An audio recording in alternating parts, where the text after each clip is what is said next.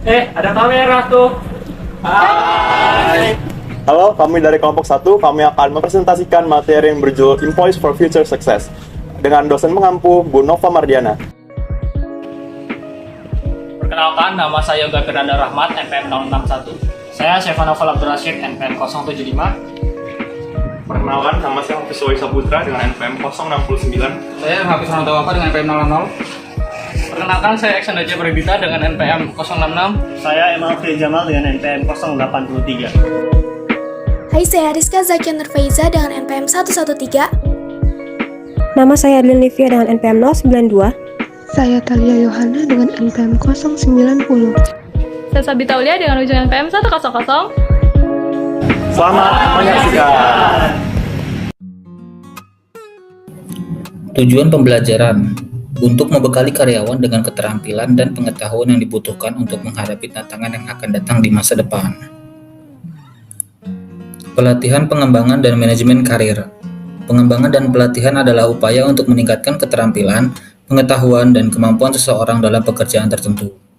Pengembangan untuk karir adalah proses memperoleh keterampilan, pengalaman, dan pengetahuan baru untuk meningkatkan keterampilan dan kemampuan seseorang dalam pekerjaannya saat ini atau untuk mempersiapkan diri untuk kemajuan karir di masa depan. Penilaian organisasi untuk merencanakan pengembangan karyawan. Yang pertama adalah penilaian tipe kepribadian. Penilaian ini dapat membantu organisasi untuk memahami preferensi, kecenderungan, dan kekuatan karyawan. Yang kedua adalah penilaian perilaku kerja.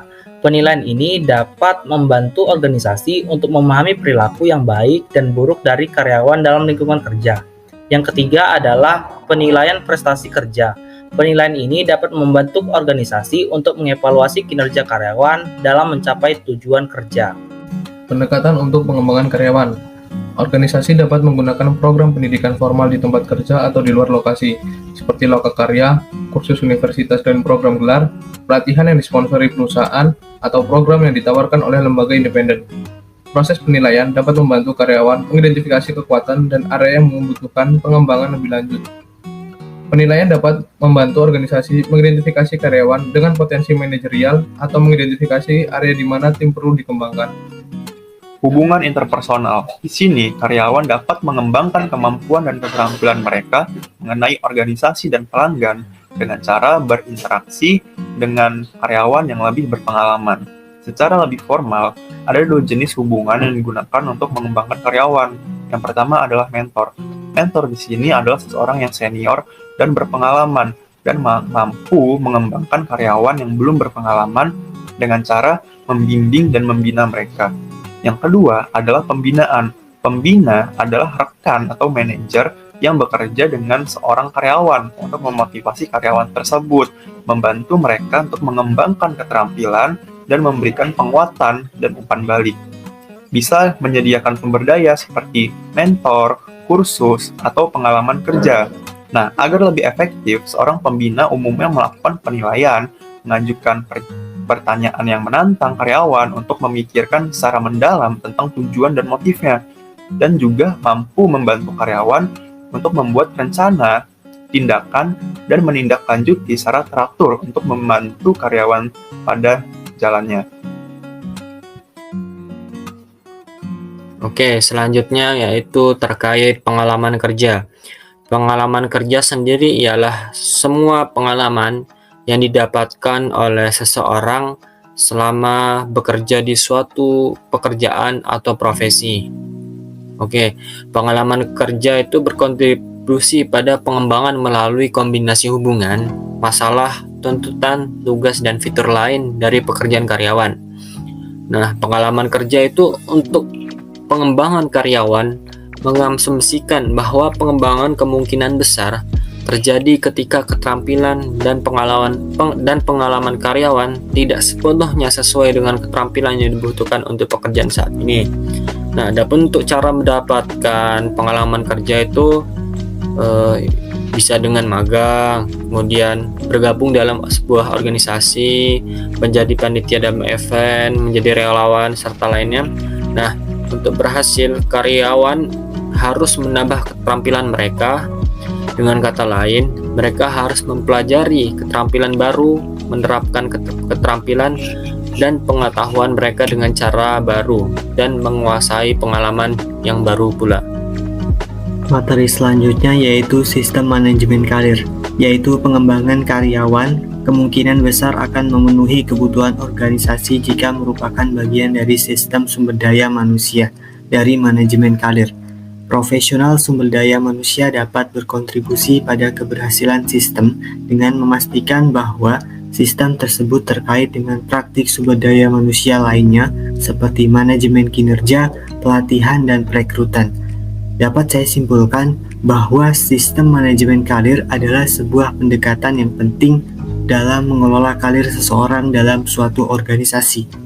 Dalam sistem manajemen karir yang efektif, karyawan dapat mencapai tujuan karir mereka sambil meningkatkan kinerja dan produktivitas organisasi secara keseluruhan. Materi selanjutnya yaitu 4 langkah dalam sistem manajemen karir dasar. Yang pertama yaitu pengumpulan data. Proses ini dimulai dengan mengumpulkan data. Karyawan menggunakan informasi untuk menentukan minat, nilai, bakat, dan kecenderungan perilaku karir mereka, mencari peluang dan area yang perlu diperbaiki. Alat pengumpulan data seringkali termasuk tes psikologis atau latihan yang menanyakan tentang status dan rencana karir. Langkah yang kedua yaitu umpan balik.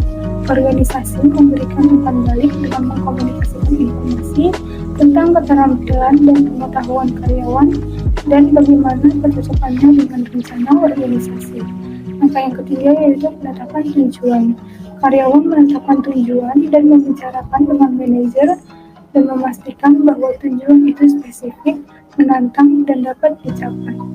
Langkah yang terakhir yaitu perencanaan tindakan dan tindak lanjut.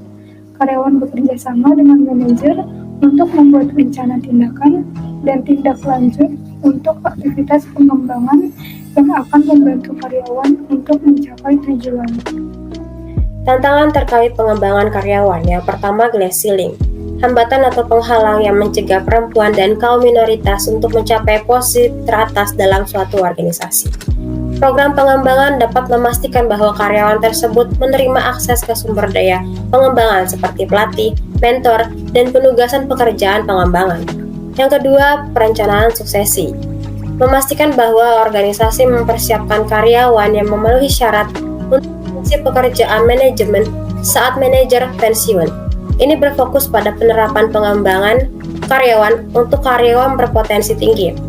Perencanaan suksesi yang efektif mencakup metode untuk memilih karyawan ini, memberi mereka pengalaman pengembangan, dan melibatkan CEO secara aktif dengan karyawan yang menampilkan kualitas yang terkait dengan kesuksesan saat mereka berpartisipasi dalam aktivitas pengembangan. Jika terdapat manajer disfungsional yang memiliki potensi untuk berkontribusi pada organisasi dapat menawarkan pengembangan yang ditargetkan untuk memperbaiki area diskusi. Biasanya, proses tersebut mencakup pengumpulan informasi tentang kepribadian, keterampilan, dan minat manajer. Manajer memberikan umpan balik dan organisasi memberikan pelatihan dan konseling. Selain itu, organisasi harus memastikan bahwa manajer dapat menerapkan perilaku fungsional baru di tempat kerja. Baiklah, dari semua materi yang sudah dijelaskan tadi, dapat disimpulkan bahwa pentingnya mengembangkan karyawan untuk mencapai kesuksesan perusahaan.